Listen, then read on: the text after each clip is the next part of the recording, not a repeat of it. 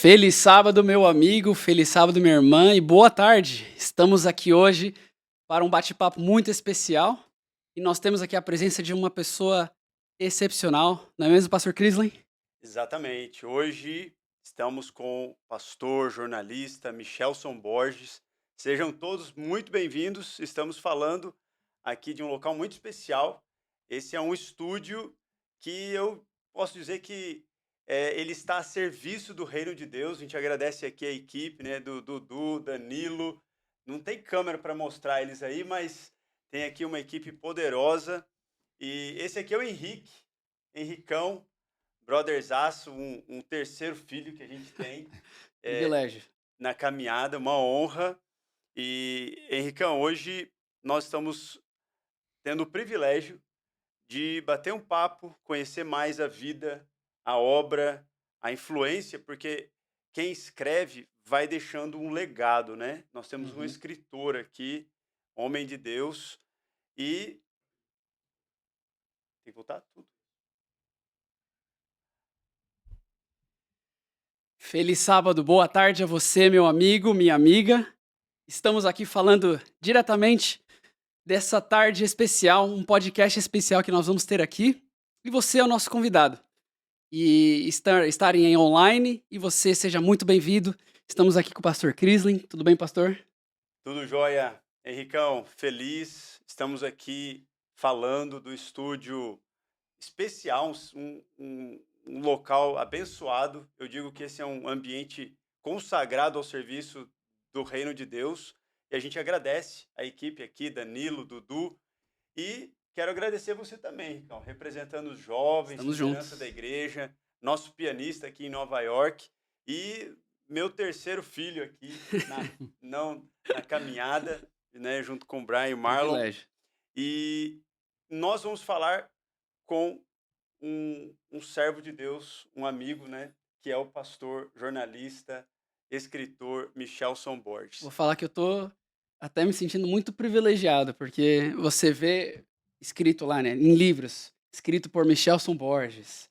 E já vi, assim, nas igrejas, em vídeos, e agora a gente tendo essa oportunidade aqui falar Exatamente, dezenas de livros, e você talvez já tenha tido contato com a literatura que Deus tem usado, e a gente vai conhecer um pouquinho. Então, pastor, seja bem-vindo, uma alegria tê-lo conosco. Pastor Crisley, Henrique, equipe de apoio aqui, né? Pessoal nota 10 também. É uma alegria estar com vocês aqui. Nós estamos aí de passagem, né, por Nova York e já fomos muito bem recebidos. glória a E agora Deus. participar desse podcast, então, é melhor ainda, né? Espero que seja uma bênção para todos, assim como está sendo para nós aqui. Amém. Muito bom. A gente aproveitou a sua passagem, né? Tipo o cometa Halley passando por aqui.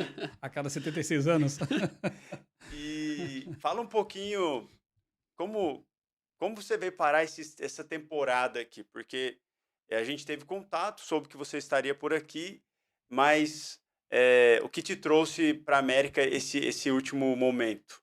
Bom, primeiramente, eu quero dizer que eu estou de férias, né? Acaba daqui a 2, 3 dias. Mais ou menos, né? É, mas assim, Tá em férias a gente trabalhando. comenta, né, em família, assim, que a gente sempre gosta de ter férias com propósito, né? Estar com a família é uma benção. Estou com a minha esposa, com os meus 3 filhos aqui nos Estados Unidos. E a gente chegou aqui já faz, acho que uns 20 dias. Nós começamos nossa jornada lá na igreja de Brockton. Eu fiz ali uma série de pregações com foco no criacionismo. Pastor Eleazar Domini, um grande amigo, né? Um abraço aí, pastor Eleazar, se estiver depois assistindo aí a nossa transmissão ou a gravação dela. E dali, nós viajamos domingo, revezamos ao volante ali, foram 16 horas, né, dirigindo direto a noite toda para estarmos lá na conferência, na Assembleia Mundial da Igreja em St. Louis, que foi uma bênção, né? Pastor Kristen também nos conhecemos lá, né? Estivemos lá juntos. Foi uma bênção, né? Uma programação muito espiritual. A eleição inédita, né? De Aham. primeira vez na história de um sul-americano, um brasileiro, né? Pastor Ayrton Keller. Então estávamos lá, participamos daquilo ali.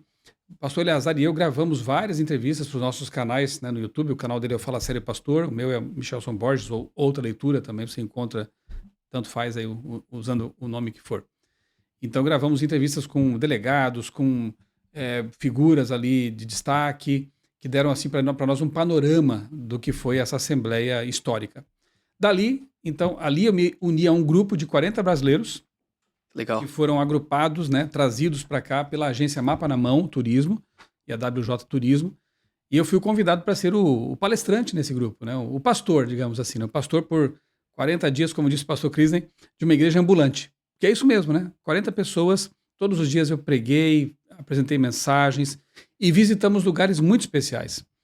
Começamos ali na região do Michigan, visitamos a Universidade de Andrews, fomos recebidos ali pelo Pablo Seidel, que é o gerente de marketing da universidade, brasileiro, e fez um tour com a gente ali muito bom. Dali fomos para Battle Creek, visitamos ali a Vila Histórica, o cemitério de Oak Hill. Que legal. Foi uma inspiração, foi muito bom, né?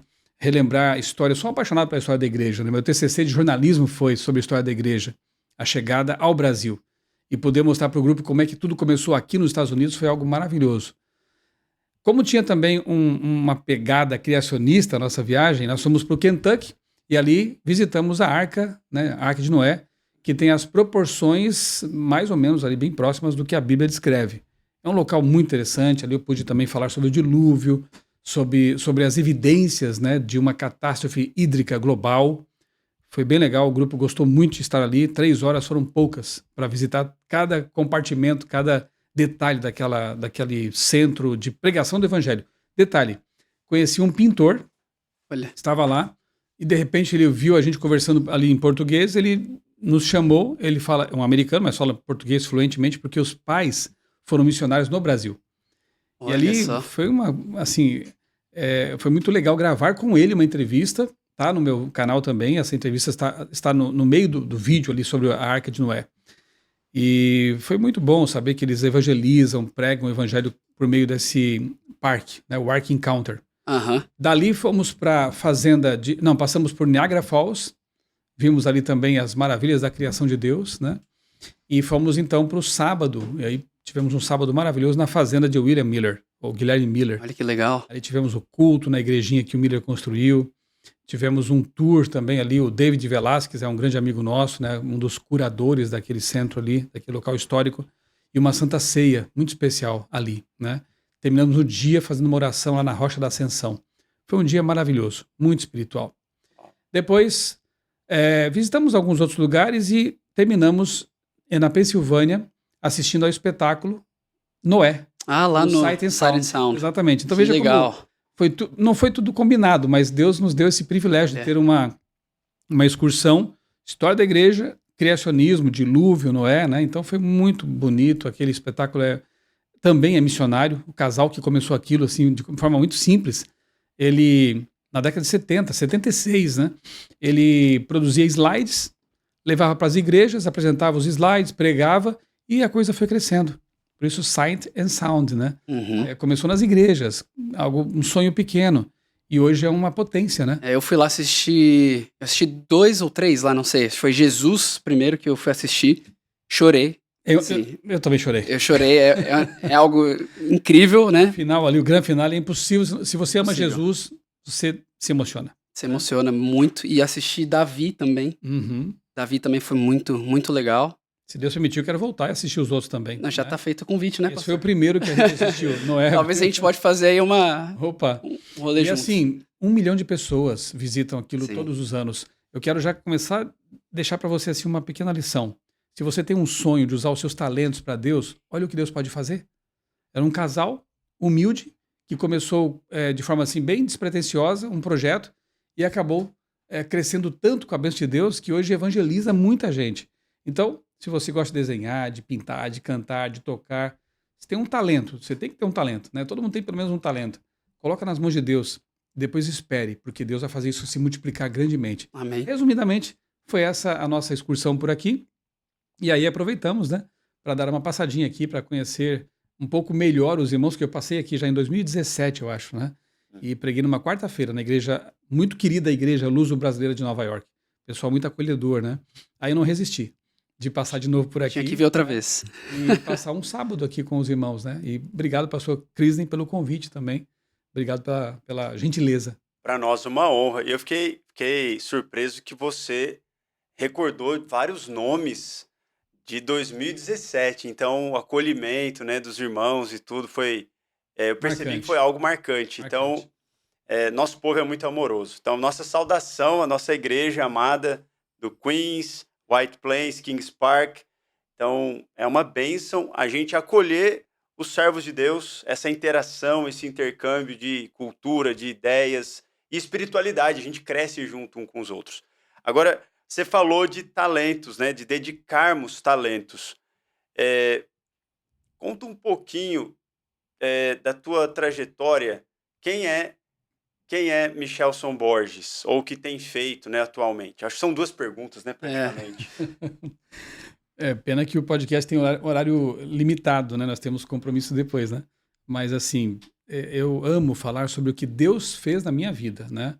A minha biografia, ela está intimamente associada com a mão de Deus.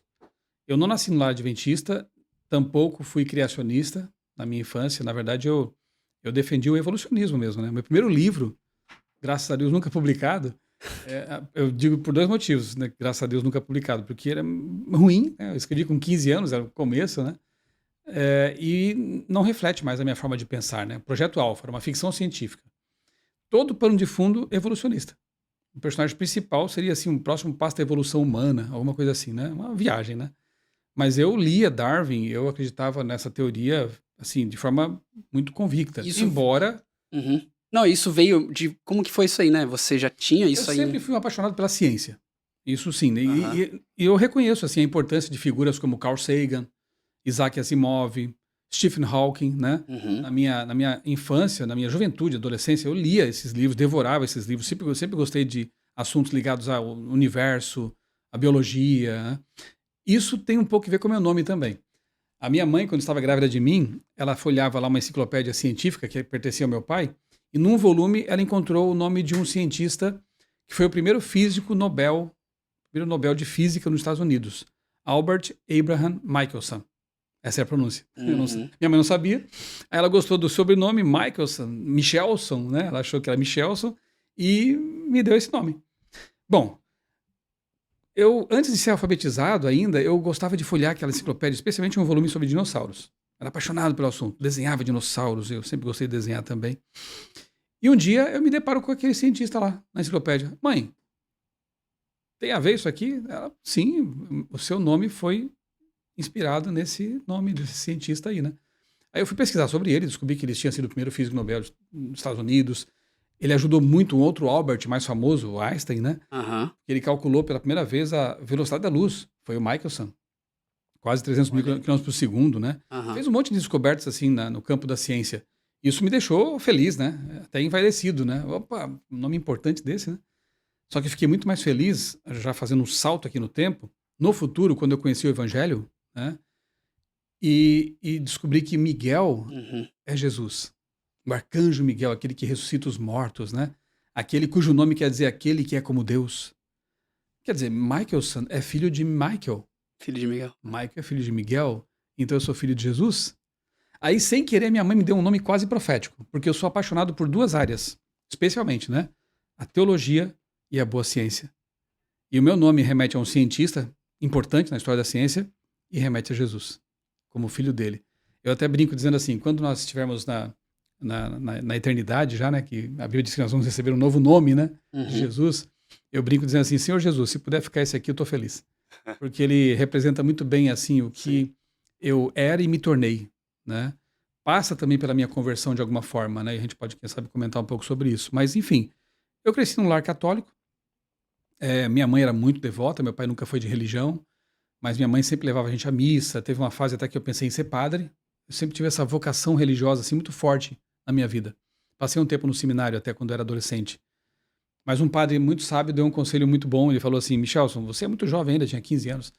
Volta para casa, termina o ensino médio, namore, conheça um pouco mais da vida. E se você ainda tiver a vocação aí no coração, a gente aceita você aqui. Eu nunca mais voltei. Porque no ensino médio foi o ponto da virada. Ah, né? entendi. Eu costumo dizer, não foi a minha esposa que me tirou do seminário, porque eu conheci ela depois da minha conversão, né? Mas enfim, eu era um evoteísta. Depois eu descobri que essa coisa tem nome. Porque eu acreditava em Darwin, mas também acreditava em Deus. Não levava a Bíblia assim tão a sério como eu levo hoje. Para mim, a história do Gênesis era alegórica. Adão e Eva eram só, talvez, um mito, né? Um mito ancestral. Mas, entendia que é a palavra de Deus, embora tivesse uma visão liberal dela, né? Como a maior parte dos católicos acaba tendo, né? Evoteísta. Tentava mesclar evolução com Bíblia, com religião. Hoje eu sei que é uma coisa impossível. Ou você é um criacionista bíblico ou você é um evolucionista ateu. Qualquer coisa no meio desses dois extremos é uma tentativa de misturar água com óleo, né? Não dá. Cria uma segunda via aberrante, assim, muito complicada. Basicamente foi isso. Eu estudei em escolas públicas a minha vida toda. Fiz uma federal depois, de jornalismo, mas aí já convertido, né? Já tendo tido um encontro com Jesus e com o criacionismo. E o resto são os desdobramentos disso aí. E é interessante a gente ver, né, como que Deus conduziu todas essas coisas, né, para até hoje ainda mais o que você vai fazer, né, já fez, né, e também vai fazer ainda mais, né. Eu acho que é importante, Henrique, mencionar um detalhe também. Foi no ensino médio. Eu me matriculei no curso de Química, curso técnico de Química. Pensei que talvez fosse uma base boa para eu prosseguir numa faculdade de Biologia, talvez, alguma coisa assim, né? Que acabou não acontecendo porque eu me encantei pela comunicação, fazendo um jornalzinho no colégio. Isso é muito comum entre os jornalistas, né? Como é que você começou com essa paixão? Eu fazia um jornalzinho no colégio. Olha só. E aí despertei para... Eu sempre gostei de escrever e de desenhar. Chegou um momento que eu tive que optar por uma coisa, porque as duas estavam meio complicado. E eu optei pela escrita. Inclusive, jornalismo foi a sua primeira formação. Sim, a minha faculdade foi jornalismo na Federal de Santa Catarina. Mas no ensino médio, eu conheci um jovem que me deixava assim um pouco... Ele me provocava sem que ele soubesse, porque era um jovem muito missionário. Ele chegava na escola, entregava folhetos da igreja dele para as pessoas, pregava cartazes nos murais sobre programa de TV, lá um tal de Está Escrito, né? Era muito amigo de todos, extrovertido e ao mesmo tempo levava muito a sério as coisas de Deus. Eu era um líder católico nessa época, né? Para encurtar muito uma história que dá muito pano para manga.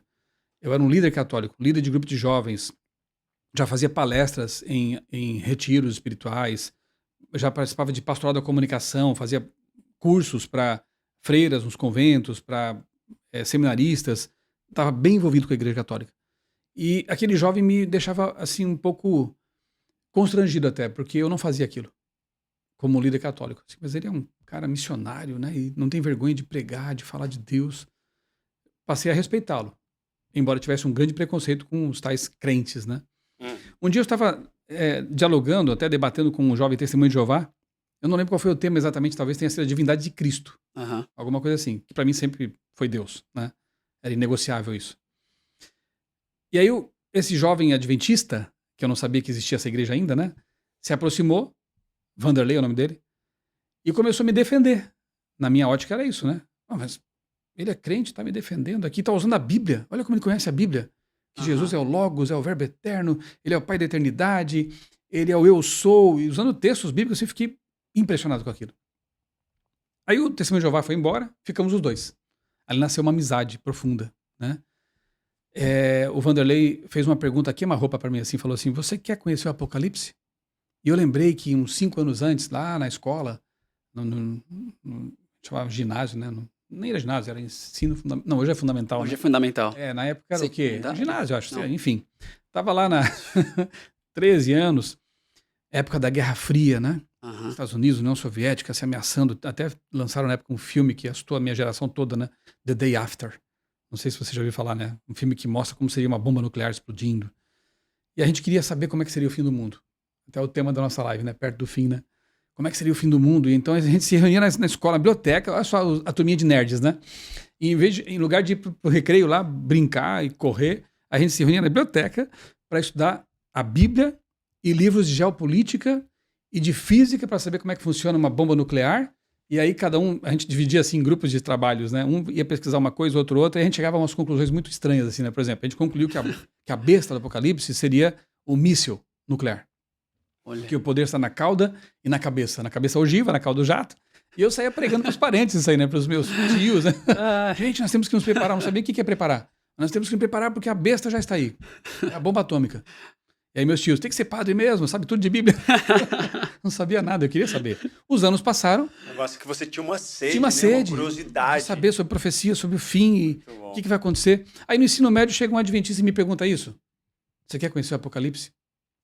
Pra Mexeu você nas não foi... minhas entranhas. Eu queria, mas eu não queria dar o braço a torcer. Como é que é esse estudo? Eu levo para você eu vou na sua casa. Não, em casa você não vai. Eu sei que você tem umas folhinhas aí de estudo, umas guias. Você me entrega essas guias de estudo. Eu vou pegar minha Bíblia Paulinas. E você tinha esse medo por causa do... Não medo, mas receio Preconceito. porque... Ah, entendi. Preconceito. Mas eu queria muito saber. Aí eu vou fazer sozinho então. Eu tenho capacidade. Eu vou pegar essas folhas dele aí, pego a minha Bíblia católica. Se não tiver de acordo com ela, eu não aceito mais. Olha só. E assim foi o começo. Revelações do Apocalipse. Interessante que você estava no ensino médio, que é o quê?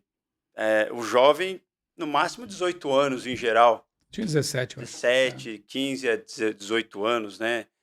Então, um jovem, Vanderlei devia ter que Senso idade? de missão. Ele era um pouco mais velho que eu, porque ele serviu ao exército, então ele parou um ano. Tá. 1 ano ou 2 mais velho que eu. Ele- Tinha 18, Se 19. ele tivesse 19 anos.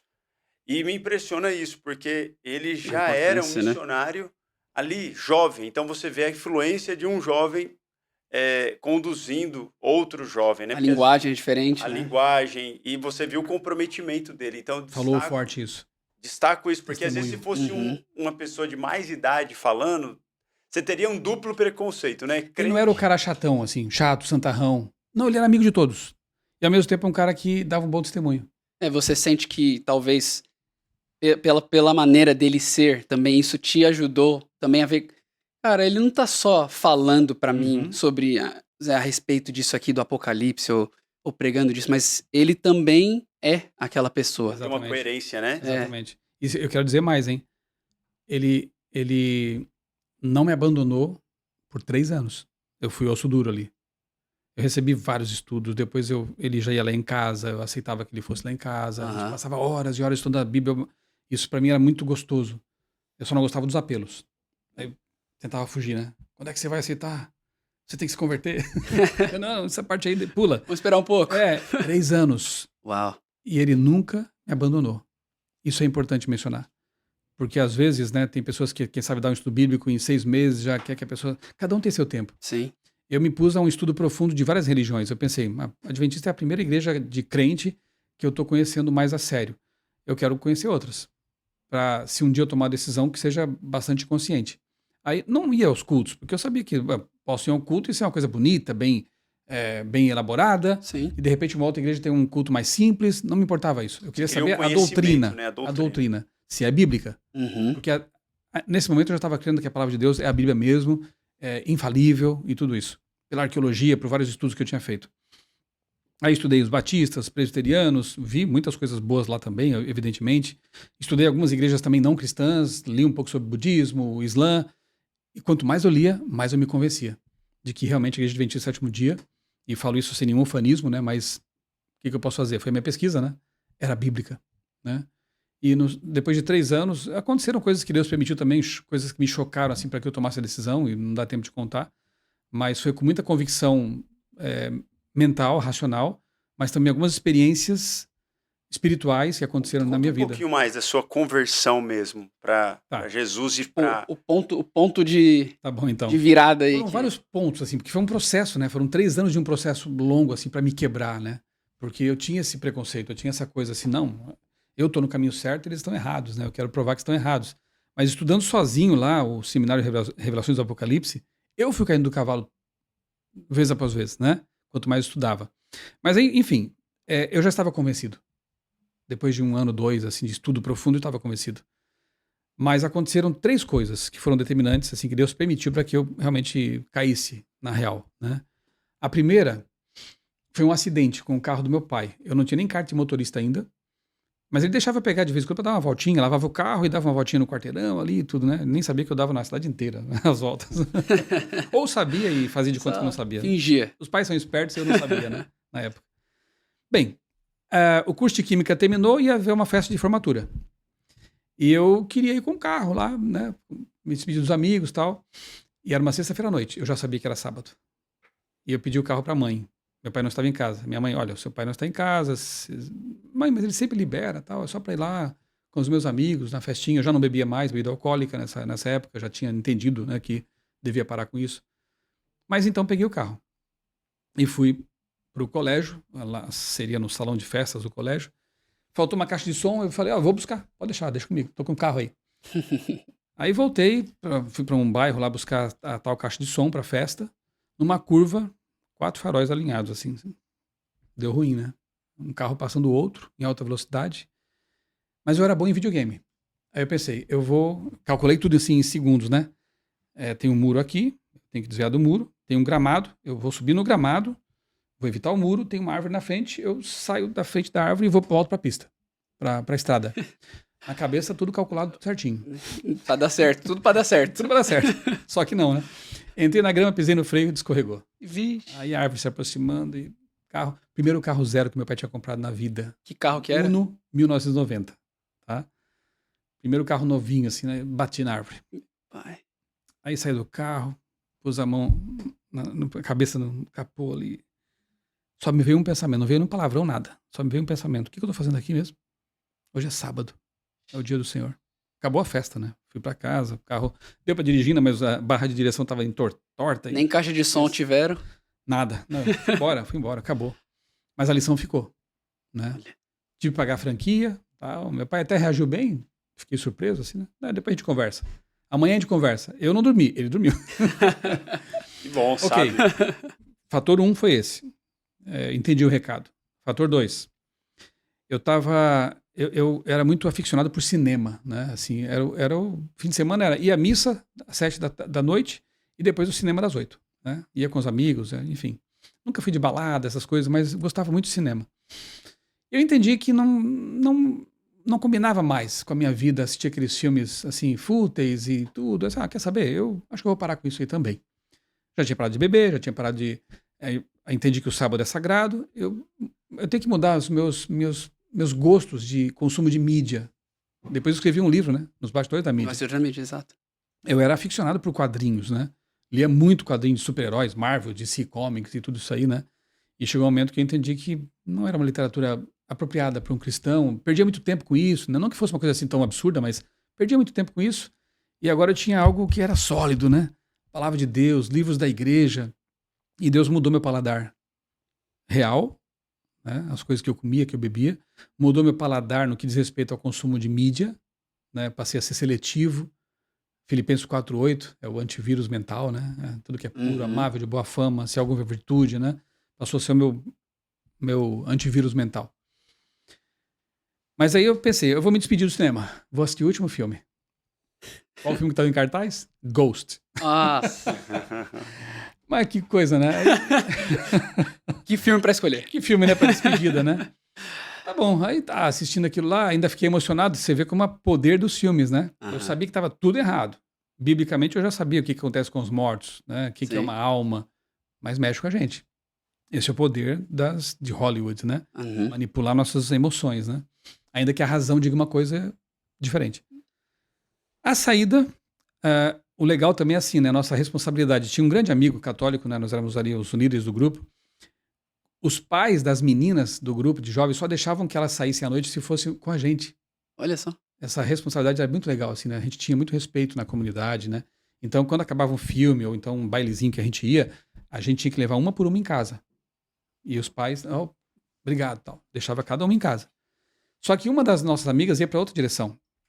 Eu me lembro até hoje, assim, era 11 da noite. Criciúma, onde eu nasci, sul de Santa Catarina, faz muito frio. Chega a 0 grau, às vezes 1 grau. É muito comum no inverno ter essa temperatura aí. Tipo aqui em Nova York, né? Faz muito frio. Quer dizer, aqui faz muito mais frio, mas enfim. Frio e muito calor. Criciúma é assim, tem os extremos. 40 graus no verão, 1 grau no inverno. E ela ia sozinha, eu falei, não, eu vou levar você. O meu amigo levou as demais, né, amigas, e eu fui levar essa amiga na casa dela. No caminho, ela começou a contar que o pai estava tendo umas reações estranhas, falando com a voz da avó que tinha morrido, e eu, puxa, já sei o que é isso. Agora, que dilema, né? O que é pior? Dizer que não é um espírito de morto, mas é o diabo? Mas eu tenho que falar a verdade, eu já conhecia, já tinha estudado a Bíblia, né? Mas eu ainda não tinha me convertido mesmo, né? Assim, me entregado totalmente a Jesus, mas eu já sabia de tudo isso aí. E eu comecei a pregar para ela. Ali, na calçada, caminhando para casa dela. Falei do estado do ser humano na morte, falei que o inimigo ele aparece como anjo de luz para enganar as pessoas. Eles estavam já assim muito confusos, querendo até migrar, talvez para uma religião mais espiritualista, algo Sim. assim, né? Eu falei, não façam isso, né? Vocês são cristãos. O inimigo quer isso mesmo, que você se entregue a uma concepção dualista. Momento de fragilidade, né? O O diabo inimigo aproveita esse momento de fragilidade. sujo, Astuto. né? Sempre, ele faz isso. E aí o que aconteceu? Eu tinha acho que 18 anos, saudável, né?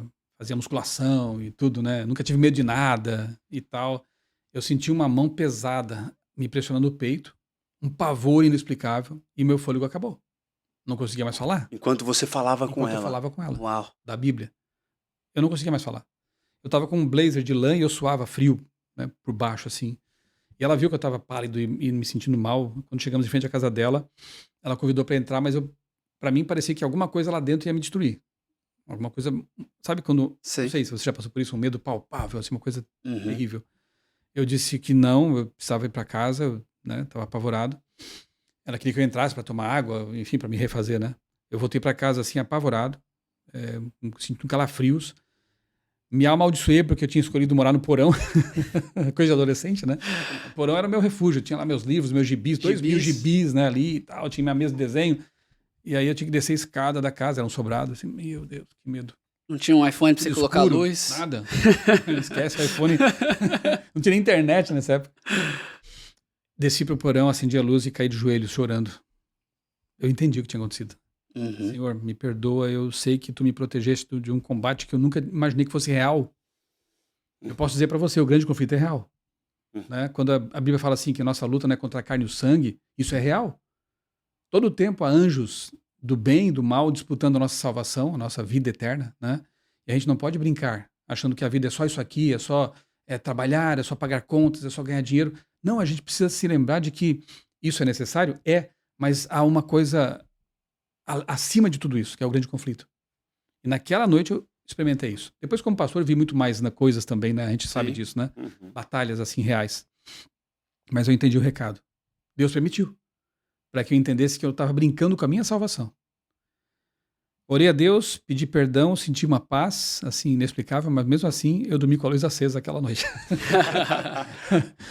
Bem, e a terceira, eu falo isso com todo respeito, porque eu tenho grandes amigos católicos, eu passei por lá, cresci na igreja católica, né? Tenho assim um respeito muito grande pelos católicos. Mantenho muitas amizades até hoje com padres, enfim, amigos meus.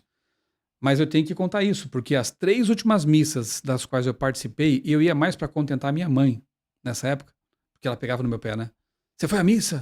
Porque ela viu que eu estava já, assim, estudando a Bíblia com um evangélico, e ela me fazia uma chantagem emocional terrível todos os dias, assim, quando eu me acordava para ir para a escola, né? Você ia ser padre. Ela queria que eu fosse padre. Aham. E agora tá virando crente, que coisa absurda, não acredito nisso, tá acabando com minha vida. Foi terrível, né? Hoje é A adventista. luta que você... Hoje ela é Eu dei adventista. estudo pra ela, bíblico, porque foi assim, né? Só pra abrir um parênteses e fechar logo em seguida. Teve um dia que eu falei assim, mãe, você quer saber por que eu tô mudando? Aí ela assim, só se você me mostrar. Meu primeiro estudo bíblico. Olha, Minha mãe e minha irmã mais nova. Eu nem era batizado, né? Aí estudamos durante um ano, as duas foram batizadas, graças Uau. a Deus. Meus primeiros filhos espirituais, minha mãe e minha irmã, né? E permanecem firmes na igreja até hoje, são uma bênção. é interessante que assim, você não era batizado. Quando você teve também esse evento com a amiga, né? Que Uhum. você ainda também não era batizado e Não. você Pregando. pregando pra pessoa, Porque falando. assim, eu quase fui expulso do grupo de jovens, porque quando eu descobri, eu comecei a falar pra eles, assim, tá na Bíblia. Por que eu vou me calar? Tá na Bíblia. E eu comecei a pregar lá no grupo de jovens. E aí chegou um momento que foi muito duro pra mim, em que os pais dos que participavam do grupo de jovens, falaram assim, que se eu continuasse ensinando essas coisas lá, eles iam tirar os filhos do grupo de jovens. Aí uma grande amiga chegou pra mim e falou, olha, ou você sai ou eles saem. Foi um Uau. baque, porque eu ajudei a fundar o grupo, né? Uau, E eu tive que me afastar, porque eu não ia parar de falar do que eu estava aprendendo. sim. Você vê que pensamento que diz, né, que todo aquele que nasce no reino de Deus nasce como missionário. E isso fica aí uma máxima pra gente, porque não faz sentido se o indivíduo realmente está vivo na fé, né, que a gente, muitas vezes, os crentes mais velhos ficam com aquela saudade do primeiro amor. Mas para pensar, a vida de quem nasceu na fé ele extravasa, ele transborda aquele conhecimento. Ele Você não não quer ficar calado, não quer ficar Exato, ele não guardar aquilo consegue pra você. conter para ele. Não, extravasa. E tem duas coisas mais, pastor, que eu quero mencionar aqui, tá? Eu acho que já até perdi o fio da meada, mas depois a gente tenta voltar. Nós estamos pegando o terceiro ponto. Pronto, é isso aí. Mas antes, eu preciso falar isso também. O discipulado. O Vanderlei era jovem, mas não sei nem se ele sabia o que estava fazendo, mas ele fez algo muito interessante. Antes de eu ser batizado ainda, antes de eu me entregar totalmente, ele me convidou para dar estudo bíblico com ele. Uau. Então, isso também foi Olha uma experiência. só. Eu posso colocar a quarta.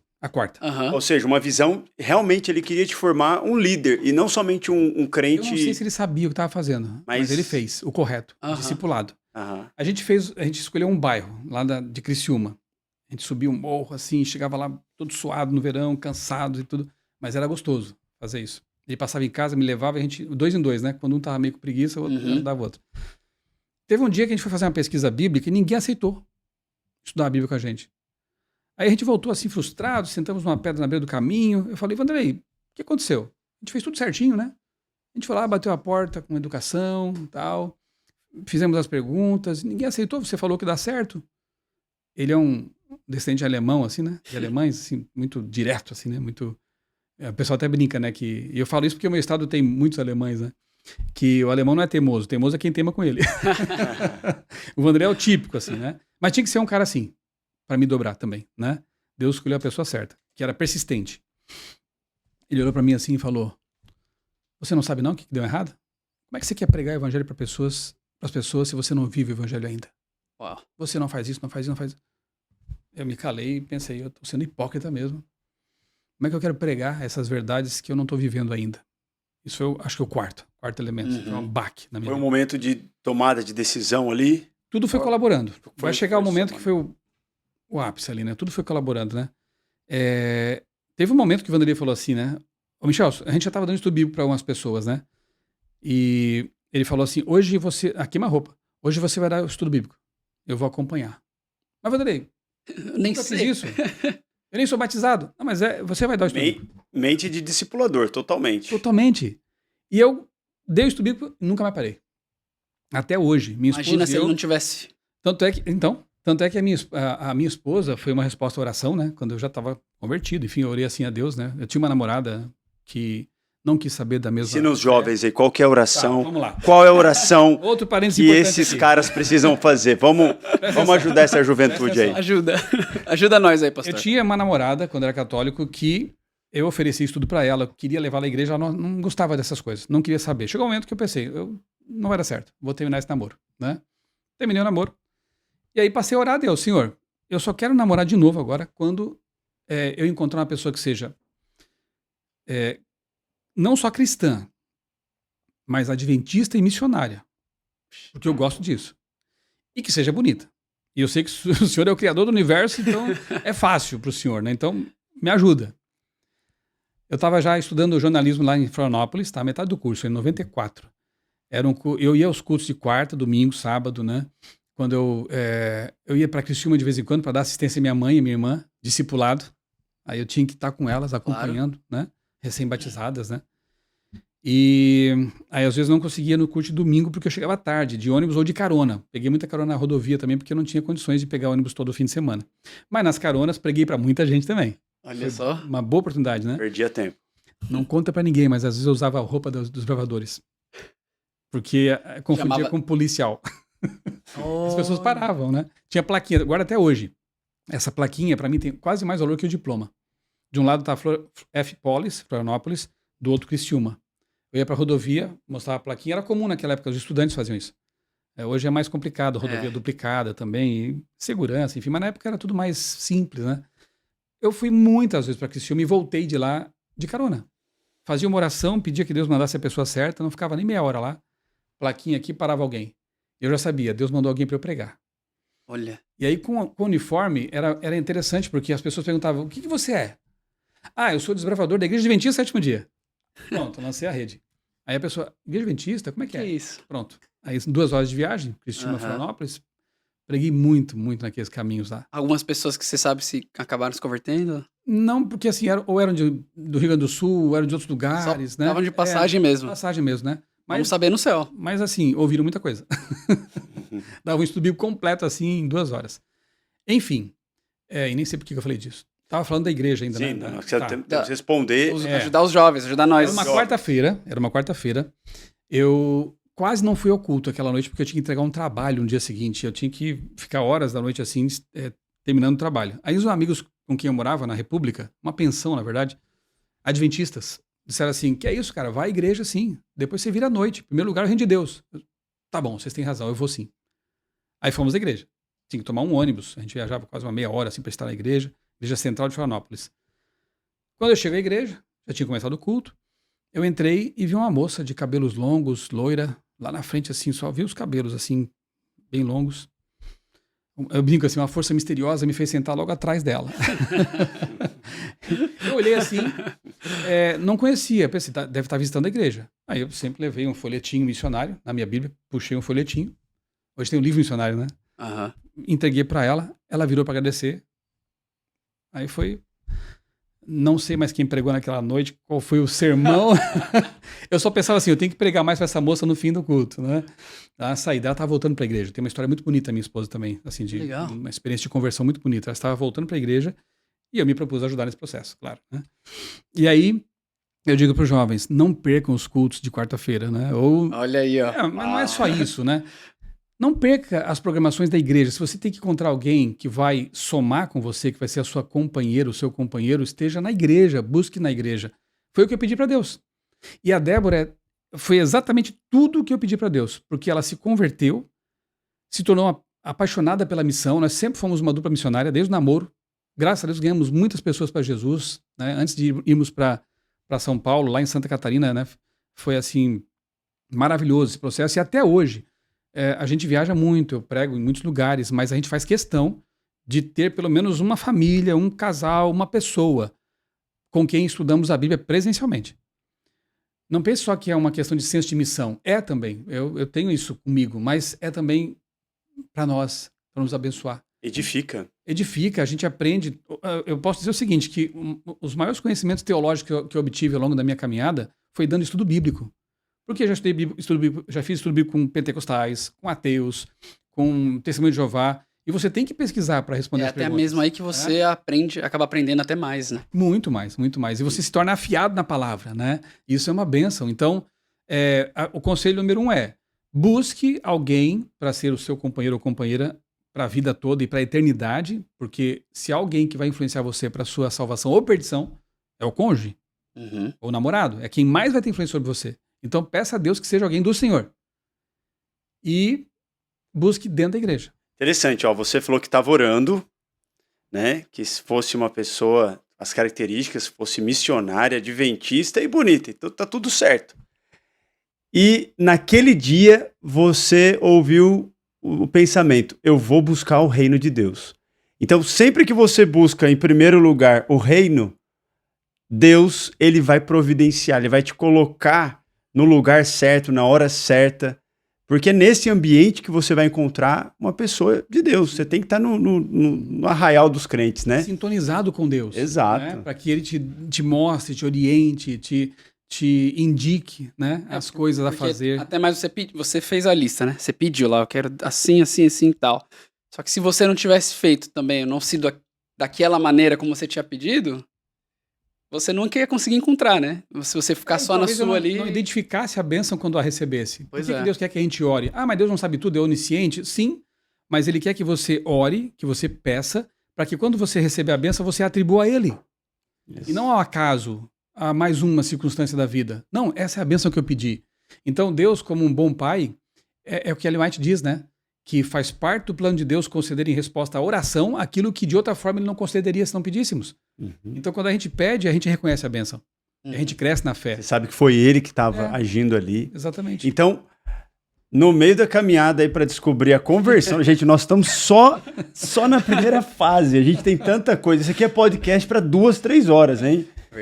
É verdade. Vamos... A culpa dos entrevistadores, que são muito bons, né? Estão fustigando aqui. Mas a gente... Na verdade, é ao contrário, né? É de quem tá falando as coisas. Exato. Aqui a gente tá quase que naquele do inteligência limitada, né?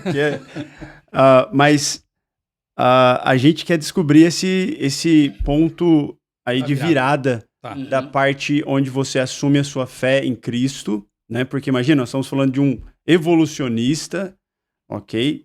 Você chega a se denominar ateísta em algum momento? Não cheguei a esse ponto. Não, eu né? acho, pastor, que eu caminharia talvez para um agnosticismo em algum momento. Sim. Porque eu já estava assim, meio que duvidando da Bíblia. A minha mente estava muito tomada por ideias evolucionistas, marxistas também, porque eu fui adepto da teologia da libertação no catolicismo, né? E depois eu descobri que, na verdade, é uma linha mais política, né, da Igreja Católica, né? Tem a variante também no meio evangélico, que é a missão integral, né? Enfim, que acaba confundindo, né? E a gente tinha uma religião assim muito focada nas causas sociais e tudo mais. Então a minha fé na palavra, como a palavra infalível de Deus, na qual eu podia basear a minha cosmovisão, né? Estava sendo abalada por isso. Pelo evolucionismo de um lado e pelo marxismo de outro, via teologia da libertação. Veja o estrago que faz uma teologia progressista e política, né? Ela tira a nossa fé na palavra, né? Na literalidade de Gênesis, por exemplo, né? Então, eu acho que não teria coragem de ser um ateu, porque eu tinha evidência de que Deus existe. Mas talvez um deísta, um agnóstico, talvez fosse o caminho. E Deus viu que no ensino médio foi o momento crucial. Tipo assim, tá indo longe demais. Eu cheguei até a pesquisar alguma coisa sobre parapsicologia, eu era muito curioso com tudo, né? Participei de alguns cursos e vi algumas coisas interessantes, assim, meio estranhas, mas como era uma vertente dita científica, me pegou. Porque eu não queria pro lado mais, assim, espiritualista declarado, porque para mim era um negócio meio anticientífico, né? E a minha mente foi Você era muito de causa e efeito. Você era muito do, tipo assim, tá ali, tá na... Eu quero evidências. Você ver, eu tem quero evidências, você sabe que... Minha conversão foi baseada em evidências, né? Na palavra e fora, como a arqueologia, como a ciência. Sim. Descobri que os primeiros cientistas eram cristãos, foi interessante demais, Isaac Newton, Galileu, Copérnico, né? O criacionismo me deu respostas tremendas, né? E mudou a minha... Isso foi a mudança da chave também, né? Bom, 3 últimas missas das quais eu participei. A antepenúltima, o padre falou sobre... Eu não lembro a sequência exata, assim, mas foi algo sobre talvez a ressurreição de Lázaro, mas ele falou de um jeito que, assim, os mortos estão vivos, a alma é imortal, aquela coisa toda. Eu não conseguia mais aceitar isso, né? Mas tá, permaneci calado ali. A penúltima missa foi sobre a Assunção de Nossa Senhora, alguma coisa assim, Imaculada Conceição. Eu já sabia que era um dogma, que não era bíblico, e eu fiquei contrariado, mas fiquei ali. Terceira missa, sobre o domingo. Aí o padre dizendo que o domingo é o dia do Senhor, o sábado ficou para trás e tal, aquela coisa toda. Naquele dia eu me levantei, saí da igreja, minha mãe viu. Olhou para mim saindo assim, né? Sentei numa escadaria lá fora. Era noite. Eu olhei para o céu, para as estrelas e pedi um sinal para Deus. Eu falei: Senhor, se tu queres realmente que eu seja um adventista do 7º dia, se tu queres que eu realmente me entregue totalmente, eu te peço só um favor, que aquela estrela para a qual eu tô olhando agora brilhe mais forte, como um sinal teu. Sabe o que aconteceu? Nada. Todo mundo aqui. Nada. Eu baixei a cabeça envergonhado. Porque eu pedi perdão, falei: Senhor, eu tô sendo um idiota. Pedindo sinal, se eu já tenho tantos sinais. Já mostrando já. Eu já sei que a tua palavra é a palavra de Deus. As doutrinas têm que estar ali. E eu já estudei boa parte dela. Eu não tenho mais dúvidas. Senhor, eu já sei que o sábado é o memorial da criação, e a criação é literal, e eu já estudei sobre isso, eu estou convencido sobre isso. E fui relembrando os pontos de doutrina e convicção. Me perdoa, Senhor, eu não preciso mais de nenhum sinal, já tenho todos os sinais necessários. Naquela noite, eu tomei a decisão, e aí o Vanderlei me levou para conhecer um obreiro bíblico, um homem de Deus, muito consagrado, que estava, inclusive, hospedado na igreja, lá em Criciúma, fazendo uma campanha evangelística. Era uma sexta-feira à noite, igreja vazia, estavam só os 3 lá. E ele me levou para conhecê-lo, para que ele orasse por mim. Nos ajoelhamos na igreja vazia, e aquele obreiro, o irmão Nevani, até hoje eu tenho assim, um respeito muito grande por ele, né, um obreiro aposentado já, fez uma oração tão poderosa, que ali naquela igreja, naquele dia, naquela noite, naquela igreja central de Criciúma, eu me entreguei a Jesus. Uau. Assim, chega de lutar, eu vou me entregar e Deus que vai cuidar da minha vida. Aconteceram provas. Naquela mesma semana, eu estava fazendo um pré-vestibular, um cursinho para passar na Federal. Estava bem concorrido o curso de jornalismo. Eu sabia que eu tinha que fazer um cursinho bom para isso, né? Meu pai que pagava, inclusive, não tinha condições de pagar aquele cursinho. As matérias em que eu tinha mais dificuldade, física, cálculo, matemática, foram mudadas para sexta-feira à noite. e inglês só no sábado à tarde. Ou seja, eu ia perder todas essas matérias. Uhum. E se eu reprovasse, meu pai soubesse que eu não ia mais a essas aulas, ia ser complicado, porque ele que pagava o curso. Eu coloquei na mão de Deus: Senhor, tu me chamaste para esse caminho. Agora eu vou fazer minha parte, eu vou pegar conteúdo com meus colegas, eu vou estudar, e estudei muito, mas eu dependo de ti. Por favor, me honra. Uhum. Terminei o cursinho de 6 meses, um intensivo, fui fazer o vestibular. Assim, é incrível, né? Me lembro até hoje, assim, na prova de matemática financeira, eu não sabia nada, as fórmulas, não lembrava de nada, mas eu fazia uns risquinhos assim na folha para cá, uns risquinhos para cá, pegava a intersecção e aplicava e era o resultado certo. Assim, resolvi prova de matemática que eu não sabia como fazer, só por Deus. E só eu e uma moça daquele cursinho, que entre outros que queriam a mesma faculdade, passamos. Uau. E passei com uma nota tão boa em matemática quanto química, que eu tinha feito no ensino médio, conhecia bem o assunto, né? Então eu vi que era a mão de Deus. Deus honra aqueles que se colocam nas mãos dele. E eu comecei a ficar, assim, se eu fosse contar mais detalhes, mas experiência no aspecto financeiro, né? Que eu recebia uma bolsa de estudos bem pouco, assim, né? E com isso eu tinha que pagar os livros, uma parte do aluguel, meu pai não ajudava com tudo, enfim, não podia também, enfim, né? E assim, recebia a minha bolsinha lá, a primeira coisa era o dízimo e a oferta. Fidelidade nunca... Teve momentos que eu pensava, eu acho que não vai dar pro resto do mês, eu vou passar fome. Mas tudo bem. Chegava no fim do mês, aparecia um trabalho extra, que eu desenhava, né? Aí alguém encomendava um desenho, alguma coisa assim. Eu fiquei mal acostumado com Deus. Fiquei mal acostumado, né? E claro... Te tratou muito bem. Já casado, nós tivemos assim, momentos desafiadores, né? No começo do ministério, né? Sim. Chegamos em Tatuí, não tínhamos móveis, não tínhamos nada, né? Porque eu morava na casa dos meus sogros, quando nos casamos, né? Eu era professor, dava poucas aulas. Mas assim, Deus vai nos ajudar. Eu confio em Deus. Fantástico, E Deus foi abençoando, foi honrando, assim, e, olha, tudo que eu tenho, tudo que a gente deve a Deus, né? Totalmente. Então, E eu acho que é por isso até também que as bênçãos ainda não param, né, de Não acabar. cessam. Porque o que tudo... você planta lá, você vai colhendo ao longo da vida. Exatamente. É. E esse ponto da gente dar a glória a Deus, né, pelas coisas que a gente... Porque a gente tem muita coisa do ser humano também. Às vezes a gente é orgulhoso, a gente quer falar, não, porque eu consegui. Vaidade, né? né? A vaidade, nosso ser humano pecaminoso, a gente quer, às vezes, trazer esse ponto pra nós mesmos. Não, foi eu que consegui, eu que batalhei, eu que fiz isso aqui. Mas não. Pra pensar, nada daquilo ali a gente foi o executor, mas assim, né, como assim, né, Só fiz uma carne. coisa, Henrique. Quando eu me formei, eu falei assim, Senhor, eu quero dedicar os meus conhecimentos aqui da faculdade, os meus talentos para ti. Deus fez tudo mais. Ele pegou um jovenzinho lá, sem experiência, recém-formado, recém-casado. Você vai trabalhar na maior editora adventista do mundo, CPB. Era difícil ouvir meu pai dizendo assim, né? Meu pai não era adventista, né? Ele, inclusive, faleceu na pandemia. Eu tive o privilégio de ainda estar com ele nos últimos momentos, né? E orar por ele ali. Eu tenho, assim, uma convicção de que ele deve ter tido um encontro com Deus nos últimos momentos, né? Mas a vida inteira fugindo desse assunto, não queria saber de religião. Para mim era muito frustrante poder pregar para milhares de pessoas e não podia alcançar meu pai, né? Talvez Deus tenha permitido que ele chegasse ao extremo da própria morte para que ele pudesse, quem sabe, se converter. Porque era uma pessoa muito dura, assim, muito se acha autossuficiente, né? E muito secularizado. Enfim. Mas ele falava assim, seus amigos já estão na TV, já são famosos. E eu lá, um humilde professor, né? No anonimato, né? E eu ouvia aquilo e ficava calado, assim, né? Deus vai me dar uma resposta, né? Aí eu me lembro que a primeira vez que ele foi lá a Tatuí, onde está a CPB, né? Ele viu o meu escritório, viu o que é a editora. Ali eu senti, assim, a alma lavada. Pai, eu trabalho aqui. E aí como ele se sentiu? Ele não falava muito, mas ele se sentiu orgulhoso. Eu sei Ele que viu sim. que... Ele assistiu, ele foi à minha ordenação ao ministério. Uau. A igreja estava lotada. O pastor Ayrton Keller pregou naquele dia, né? Porque a CPB pertence à divisão, né? Meu pai entendeu, finalmente, o que é ser um pastor adventista. O que é uma igreja, o que é a igreja adventista, né? Uma igreja séria, organizada. Ele mudou a visão dele com respeito a isso, porque ele sabe que eu sou uma pessoa séria. Ele me criou para ser uma pessoa séria, né? Uma pessoa honesta, enfim. São virtudes que eu herdei do meu pai. E ele às vezes falava assim, os pastores são ladrões. A minha mãe falava assim, seu filho é pastor. Então, por favor, né? Separe as coisas, né? Sim. Então ele mudou, né, a visão dele em relação à religião. Existe religião séria, existem pastores sérios, né, existe um ministério que é sério. Então eu tive essa alegria de poder ver que meu pai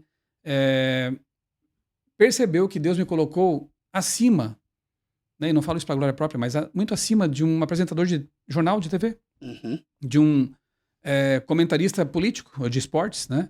O que eu faço hoje abençoa vidas. Transforma vidas. Transforma É vidas. muito né? maior do que... Sem dúvida nenhuma. Eu tenho o privilégio, amigos, de nunca ter trabalhado como jornalista em jornal de esportes ou de política. Tem o seu lugar, é importante. Eu tenho o privilégio de ter sido sempre um jornalista na causa de Deus. Amém. Isso me deixa muito feliz, porque a gente transmite que notícia? A notícia do reino, né? A volta de Jesus. Eu trabalho com a revista Vida e Saúde há 10 anos já. A gente ensina para as pessoas como ter saúde sem gastar muito, como ter um estilo de vida saudável que vai beneficiar a mente delas para conhecer mais a Deus, né? Então, eu não posso querer coisa melhor do que isso, né? É muito lindo. E agora, você falou que a tua vida, a tua mente sempre funcionou nesse modo evidências. E você escreveu muita coisa sobre criacionismo. Fala pra gente um pouco, porque muita gente às vezes tem aquela dúvida, né? Parece que o cristianismo, a Bíblia, não bate muito com a ciência. E você tem feito, assim, trabalho de campo mesmo, né? De pesquisas, de arqueologia. Conta um pouquinho, fé, ciência, dessa junção, desse casamento e o impacto disso na tua vida. Tá, é outro capítulo bem legal, assim, que Deus me permitiu avançar, né, nesses conhecimentos. Depois eu fiz uma pós-graduação também em biologia molecular, mais para ajudar a causa criacionista também, né, ter mais respaldo, né, e já participei de muitos eventos. Hoje eu sou um dos vice-presidentes da Sociedade Criacionista Brasileira, uma entidade que já existe há mais de 50 anos no Brasil, fundada pelo Dr. Rui Carlos de Camargo Vieira e a família, um homem que eu admiro profundamente, assim, um dos meus grandes paradigmas, né, assim como também o professor Orlando Ritter, já falecido, né? Dr. Naor Neves de Souza Júnior, também um exemplo para mim, né? E poder trabalhar com esses grandes homens foi assim, algo maravilhoso, né? Doutora Márcia de Paula, do NASP também, gente que dedicou a vida à causa criacionista. E trabalhando nesse meio, também edito uma revista lá na CPB, que é a revista Origens, que é para as escolas adventistas, né? Então é criacionismo num formato para alcançar os alunos, né? Eu já participei de 2 viagens a Galápagos, de pesquisa, né? Lá onde Darwin esteve no século XIX. E a gente costuma dizer assim, que eu estive nas ilhas de Darwin e vi a mão de Deus lá. Por todo lado, né? Na volta dessas expedições eu escrevi um livro, Expedição Galápagos. Então eu criei uma história, criei personagens, até uma história interessante. Cada livro é uma história, né? É como filhos, cada filho tem uma história. São filhos de papel. Eu estava embarcando lá em Quito, no Equador, que são 1.000 quilômetros mar adentro, o arquipélago. Aí você pega um avião lá no arquipélago e vai para Quito, ou Guayaquil, enfim, e dali então para São Paulo, né? Eram 7 horas de voo, Quito, Guarulhos. Eu estava morrendo de cansaço, estava com dor de cabeça, muito intensa ali, né? As atividades, uma semana de trabalho de campo e à noite palestras e tudo mais, gravando vídeos. Eu queria mais era dormir, descansar, mas eu estava com uma ideia na cabeça. E eu sempre levo um bloquinho assim das antigas, né? Um caderninho para colocar as ideias que aparecem nos momentos mais surpreendentes, assim, né? Às vezes eu acordo com uma ideia, eu já anoto para não esquecer. E eu tava com essa ideia na cabeça, escrever um livro infanto-juvenil sobre o que eu tinha vivido em Galápagos. E eu pensei, eu tenho 2 alternativas. Ou eu durmo e chego de volta a São Paulo, me envolvo com o meu trabalho, não vou ter mais tempo para escrever, é bem complicado. Ou eu escrevo agora, já. No bloquinho mesmo, porque eu não ia ligar o computador para acordar quem estava do meu lado. Até pensar na pessoa, ele pensou. Você quer saber? Eu durmo em casa, eu vou escrever. 7 horas escrevendo sem parar, ali naquele caderninho. Quando eu chego a São Paulo, o livro estava quase pronto já. Aí foi só digitar, acertar algumas coisas e tal, né? E foi o livro do Ano dos Bravadores, Sim. Expedição Galápagos, rendeu um filme, né? Não tem como não dizer que não é Deus, né? Literalmente te iluminando e... Eu digo, né? que esse livro foi escrito a 10 mil metros de altura. E assim, de uma vez, assim, foi algo maravilhoso, né? Outro livro que eu escrevi dessa forma assim, se me permite contar também, não sei como é que está o nosso tempo, mas o livro Missionário de 2018, Poder da Esperança, que foi mundial. Power of Hope, teve aqui na Inglaterra, sei lá, umas 15, 16 línguas, né, foi publicado. Eu escrevi com o Dr. Julián Melgoza, que era da Associação Geral e aposentou. A divisão sul-americana me convidou para escrever o livro. E o tempo foi passando, muitas atividades, né? Não tive um ano sabático para isso, enfim. E eu estava preocupado demais, porque é um projeto grande, importante, né? Sim. Pra vocês terem uma ideia, especialmente na divisão sul-americana, a gente entrega, assim, de 15 a 20 milhões de livros nessas campanhas. Nos 2 últimos anos, a gente entregou 23 milhões de livros do Grande Conflito, edição missionária, né? É algo grande. E uma honra para mim foi isso. Eu acho que foi a maior honra que eu tive na igreja, foi escrever um livro missionário. E o tempo passando e eu não conseguia encontrar o fio da meada para escrever e ficando já estressado com isso. Tive que fazer uns exames lá por algum motivo e fui diagnosticado com um tumor. E aí o chão, né, a gente perde o chão, né, assim, tudo fica para trás, né, preciso agora resolver esse assunto. O médico que me diagnosticou no Hospital Adventista de São Paulo falou, era uma quinta-feira, ele falou, você tem que se internar segunda-feira. A gente tem que resolver esse assunto aí. E agora, né? Fui, me submeti a uma cirurgia, graças a Deus não era tumor coisa nenhuma, né? Era um nódulo ali e tal, foi retirado, tá tudo resolvido, graças a Deus. E aí, eu tinha que ficar 15 dias de licença médica. Adivinha o que eu fiz nesses 15 dias? Escreveu. O livro fluiu, eu pedi a Deus, Senhor, me ajuda, ilumina meus pensamentos, eu preciso escrever o livro. Aí, com dor ainda um pouco e tal, mas consegui, eu tinha até que fazer uma oração contrária às vezes. Senhor, eu quero dormir. Eu começava às 5 da manhã e ia até 2 da manhã, direto, a mente, né? Senhor, eu preciso dormir, para um pouco, né? Para um pouco. Aí dormia, acordava de novo e continuava. E eu escrevi na última página assim, que eu contei essa experiência, que eu escrevi o livro convalescendo de uma cirurgia e que eu creio que Deus permitiu para que eu tivesse mais empatia, porque eu sei que talvez você esteja lendo esse livro agora numa cama de hospital ou com uma doença terminal ou um diagnóstico difícil, né? E eu conto assim que toda vez que eu olhar para minha cicatriz, eu vou lembrar daquele momento de comunhão com Deus em que eu pude escrever um livro missionário.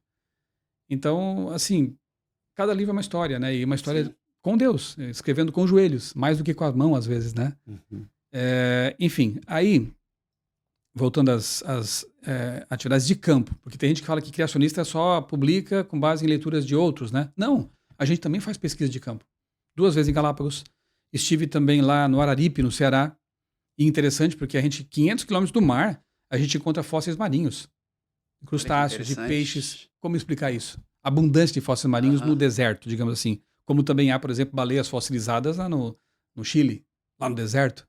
Alguma coisa aconteceu nesse mundo, né? Pois é. Enfim, eu vou deixar só uma palhinha. Eu também escrevi um livro sobre isso, né? A Terra de Gigantes, que é sobre dinossauros de dilúvio. Né? Um livro infanto-juvenil. Depois também estive na Bolívia, ano passado. Bolívia, em Toro, que é no deserto também. É uma região que tem mais concentração de pegadas de dinossauros no mundo. E a gente vê, e para entender o processo, para fossilizar uma pegada, o animal tem que pisar na lama e depois mais lama cobrir aquelas pegadas para que elas não se desfaçam, né? E é interessante que você vê pegada, de repente você vê uns arranhões e elas somem. E tem que ser um processo muito rápido e com muita força. Muita água. Exato. E lama. Eles chamam de marcas de natação. Ou seja, o animal estava tentando escapar de alguma coisa, começa a arranhar o chão e depois desaparece. Desapareceu. Um tsunami levou. E são milhares e milhares de pegadas. Uma vasta região desértica hoje. Então ali a gente pesquisou, depois a gente traz os dados, eu medi as pegadas, né, com o pessoal ali, com cientistas, especialmente do Geoscience Research Institute, que é um instituto mantido pela nossa igreja lá em Loma Linda, com cientistas de ponta que pesquisam e publicam artigos científicos, né?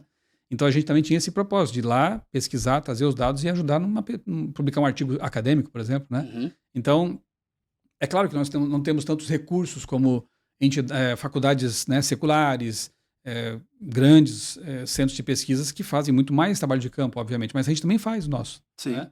Também temos nossos dados, também buscamos nossas evidências. Então, é triste ouvir muitas vezes que pessoas dizem os criacionistas são desonestos, não fazem pesquisa. Não é bem assim. Pode até haver alguns que, né, de repente, Sim.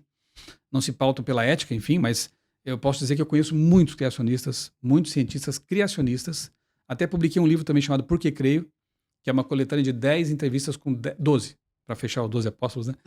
12 pesquisadores com formação acadêmica sólida. Eu entrevistei todos eles para mostrar que sim, existem cientistas criacionistas que fazem boa pesquisa e no livro eles apresentam os argumentos que os convenceram a se tornar criacionistas, né? E, de novo, né, é só a gente voltar ali no tempo e ver que os primeiros cientistas, os que legaram para nós o método científico, eram quase todos cristãos. Eu posso até dizer criacionistas, como eu sou fã dele, Isaac Newton, né, que escreveu mais sobre teologia do que sobre ciência, necessariamente, E você vê assim uma mente brilhante aplicada à Bíblia, uma coisa fantástica. Talvez alguns que estudam física nas faculdades nem saibam que Newton era um teólogo Pois é. de primeira. E tem ideias muito parecidas com as de Miller. Na verdade, Miller bebeu dele. Newton escreve sobre Daniel e Apocalipse. Um livro fantástico esse ali. Ok, eu tenho esse livro de Newton. Também tenho. E interessante, fantástico. né? Parece um adventista escrevendo aquele livro. Henrique, nós estamos aqui falando da origem, Aham. né? Ele como nasceu nesse berço científico, ok, buscando evidências. Agora, conecta com a gente aí, pastor. Nós estamos aqui de onde viemos, né? Nossa origem e para onde esse mundo caminha, né? Porque nós estamos aqui num final de semana muito especial, perto do fim. O mundo tem sofrido muito. Nós estamos num momento muito desafiador da história. E foi interessante que você foi atraído para Cristo quando um amigo disse assim: você quer aprender sobre o Apocalipse? E eu vejo, com todo carinho, com todo respeito, eu tenho dezenas de amigos, irmãos evangélicos, mas infelizmente eles conhecem muito pouco, estudam muito pouco sobre as profecias.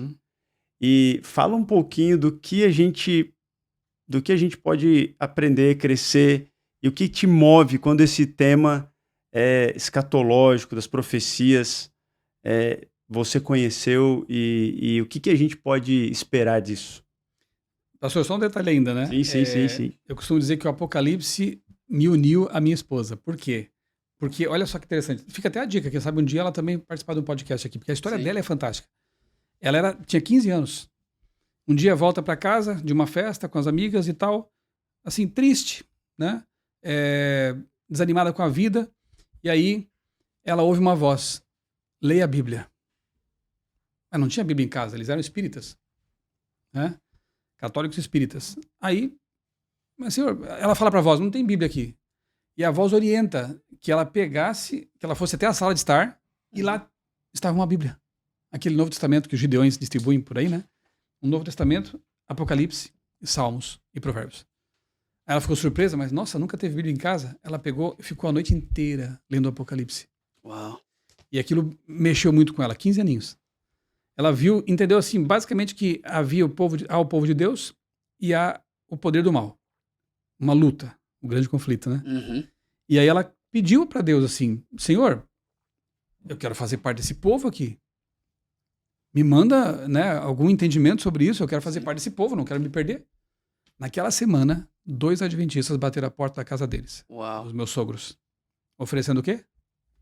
Estudo, Revelações do Apocalipse. O mesmo que digamos assim, me converteu.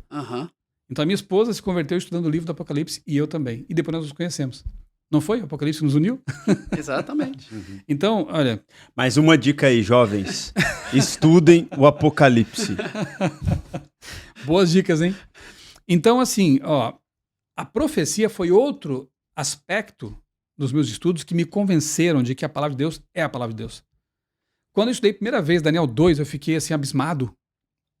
Porque eu sempre fui apaixonado por história também, né? Sempre lia sobre isso. Mas como é que pode? Quando foi escrito isso? Lá para 500 anos antes de Cristo. Não pode. Impossível que alguém consiga esboçar toda a história, começando com Babilônia, o tempo dele, o historicismo, né? E avançar até a pedra que é Jesus, vindo do céu. Não é possível. Sim, é possível quando Deus revela. E aí descobri muitas profecias fantásticas, né? E profecias messiânicas e as que Jesus profetiza sobre o fim do tempo. E a gente vê se cumprindo hoje à risca, tudo isso que ele anunciou, né? A destruição de Tiro, que os pescadores iriam secar as redes nas pedras. Você vai lá hoje, a gente esteve lá no Líbano, guiei um grupo na Turquia, pela Turquia e Grécia, ano passado, acho que foi ano passado. Você chega lá em Tiro, você vê as redes sendo secadas nas pedras, as ruínas da antiga Tiro, inexpugnável Tiro, profetizado por Ezequiel bem antes. O nome de Ciro está na Bíblia, que ia ser o libertador, 200 anos antes dele nascer. Eu pensei, ou isso é a palavra de Deus, ou eu não sei explicar o fenômeno, né? Eu acho que também aí, só antes de você concluir, né, essa parte também, pastor, já também penso já também numa questão dos jovens também, acho que também é o momento dos jovens também nós estudarmos mais sobre isso, né? É algo que é muito importante. Às vezes a gente ouve de criança, em criança você ouve lá falar sobre as profecias, sobre isso, você até, mais ou menos, às vezes é até testado nos bravadores, né, as provas, enfim, e depois acaba crescendo, você acaba deixando de lado, e aí acaba vivendo a vida do cristianismo, só vai levando, e acaba deixando de lado essas coisas que são realmente muito importantes, né? Sim. Quem nasce na igreja tem vários privilégios. Como eu queria ter tido essa oportunidade de crescer numa escola sabatina de crianças, né? De participar do Clube de Valores desde criança. Quem sabe uma escola adventista tem privilégios tremendos, né? De ter a sua mente já conduzida pela palavra. Não tive esse privilégio, né? Eu fui professor de escola adventista, mas nunca estudei numa. Só no mestrado. É que eu tive esse privilégio de estudar numa faculdade adventista, né? Então, talvez aqueles que nascem na igreja não consigam avaliar tão bem quanto quem veio de fora o valor, né? A preciosidade desse tesouro que é a palavra de Deus, que são as doutrinas, as 28 doutrinas que nós temos, né, bíblicas, é um tesouro. Um tesouro, assim, inestimável, né? Então, o teu apelo aqui é muito importante. Volta para a Bíblia, né? Olha só o milagre que Deus fez na minha vida. Eu lia gibi, livros de ficção científica, né? Devorava essas coisas. Eu confesso que no começo, ler a Bíblia foi difícil. Parecia um pouco enfadonho, né? Um texto meio pesado, profundo. Entendia muito bem. Mas eu entendi que é a palavra de Deus. Eu comecei a pedir para Deus, Senhor, eu quero gostar. Muda as minhas preferências de leitura. Pergunta como é que é hoje. Eu passo um dia sem ler a Bíblia, né? Eu participo do Revados por Sua Palavra já há 10 anos, né? E nesses 10 anos, né, estamos no 10º agora, 3 fases, né? Eu gravei toda a Bíblia em pequenos áudios para mandar para as pessoas. Evangelismo virtual, tá? Você tem que fazer o pessoal, mas você pode usar e deve o recurso, né, da internet, como estamos fazendo agora, das mídias, do WhatsApp, Telegram. Eu tenho canais ali, milhares de pessoas, eu mando todos os dias, né? Pequenos áudios. Na segunda fase, eu comecei a escrever resumos da Bíblia. Pastor, eu tenho um comentário bíblico inteiro. Milhares de páginas. Me propus essa tarefa. Assim, não tem tarefa mais importante que a Bíblia. Todo dia eu escrevi uma página com um resumo, um comentário homilético, digamos assim, né? De cada capítulo. Tenho tudo isso. E agora, nessa terceira fase, eu estou gravando vídeos. Então, eu gravo e solto todos os dias no meu canal no YouTube um vídeo de 4, 5 minutos comentando o capítulo do dia. Isso faz bem para mim, né? E eu aproveito e compartilho com pessoas, né? Faça isso. Peça para Deus para você gostar de ler a Bíblia. E eu tenho certeza que esse é um tipo de oração que Deus jamais vai dizer não. Espera um pouco, não é o momento. É óbvio que Deus tem interesse nisso, né? Com certeza. E quando você se apaixona pela Bíblia, você não consegue mais largar. Não consegue mais deixar. É inexplicável, só experimentando. O poder está ali, na palavra. E ler toda a Bíblia, né? Porque o entendimento do Apocalipse seria impossível se não estudar o Antigo Testamento e toda a Bíblia. Então, muitas vezes as pessoas se apegam ao Novo Testamento, você vê essa ênfase, né, nos evangelhos, mas eles não compreendem um tanto de coisa porque não lê o Antigo. E ainda tem medo de estudar o Apocalipse. Então, toda a Bíblia, né? Eu acho que ela precisa ser valorizada, mas para o nosso tempo, o livro do Apocalipse tem... Fundamental. Tem impacto, né, pastor? Você perguntou, né, pastor, sobre a questão da... Tá, e aí como é que você conecta a questão do criacionismo com as profecias, né? É simples, né? Qual é a mensagem mais importante que nós, como igreja, temos que dar ao mundo? As 3 mensagens angélicas. Eu louvo a Deus porque a igreja adventista ela tem um bom testemunho em várias áreas, né? E isso me impactou também. Como é que pode? Uma igreja que fala do fim do mundo, mas não se descuida, não descuida do agora. Como a igreja de Nova York aqui, né? Eu sei que vocês têm um projeto muito bonito. Toda quarta-feira ali vocês distribuem refeições e cestas básicas, né? Para a comunidade ali hispana em redor da igreja. É isso. As pessoas precisam do pão da vida, mas também precisam do pão diário. Elas precisam também desse amor que Jesus manifestou o tempo todo. O ministério de Cristo, né? Ensino, cura e também o alimento. As necessidades ali daquele momento, né? Isso me chamou a atenção na Igreja Adventista. Nós temos a ADRA, a maior agência humanitária do mundo praticamente, né? Nós temos Educação Adventista, nós temos Quebrando o Silêncio. Olha que projeto maravilhoso, né? De combater o abuso em todas as suas formas, né? Nós temos o Vida por Vidas, doação de sangue, né? Eu estou participando agora do AMM até. Aí eu tô lá pilotando a minha motinho lá no Brasil, né? E a gente sai em missão, uma coisa mais linda, Sim, né? é legal. Porque não é só pilotar moto, é missão. Sim. Eu saio com a minha esposa, às vezes, no fim de semana, a gente quer arejar um pouco a mente. Tem uns passeios mais curtinhos, assim, não faz passeios muito longos, até porque minha moto não é tão possante assim, né? Mas a gente vai e já leva uns livros na mochila. E no último passeio foi interessante. Nós encontramos ali um rapaz, e é legal porque quando você vai com roupa de motociclista e com a moto, você já quebra o gelo, né? Aí encontramos um rapaz com a moto cheia de adesivos, uma motona cheia de bagagem, né? Aí, você tá vindo de onde? Ele é americano. E ele tá cruzando todo o continente americano, do norte ao sul. Uau. Tava vindo do Panamá, não lembro agora de onde que ele tava vindo, né? E assim, eu tô viajando o mundo e tal, e uma aventura que eu tô fazendo. Aí começamos a conversar. Aí contamos para ele que a gente tem um AMM, que é o Adventist Motorcycle, né? Mission, né? E falei do motoclube como é que é. E aí já falei do meu livro. E ele consegue ler um pouco do português, já tá aprendendo. Aí eu dei o livro para ele. E falei, eu vou orar por você, para Deus te proteger em toda a sua viagem. Olha que coisa linda. Sim. Quando que eu ia alcançar um motociclista desse se eu não tivesse devidamente grego com grego? Né? Caracterizado. Então é assim, tudo que a Igreja Adventista faz é foco na missão, né? Tem os ministérios, vários tipos de ministérios, né? E, repito, cuidando das necessidades das pessoas. Isso me chamou a atenção, porque é uma igreja profética que fala da volta de Jesus, que é o principal foco da sua pregação, mas não descuida das necessidades agora do momento, né? Do que as pessoas precisam. Por isso que eu acho, entre as missões que há na igreja, acho lindo demais missão. O pastor vai com a sua família, né? Numa mission trip, né? Yes. É uma viagem missionária. Isso é lindo, é muito bonito. A gente está levando à luz. E a gente faz também dessas viagens com a mapa na mão, missão também, né? Fizemos o Impacto Atenas. Dá para contar?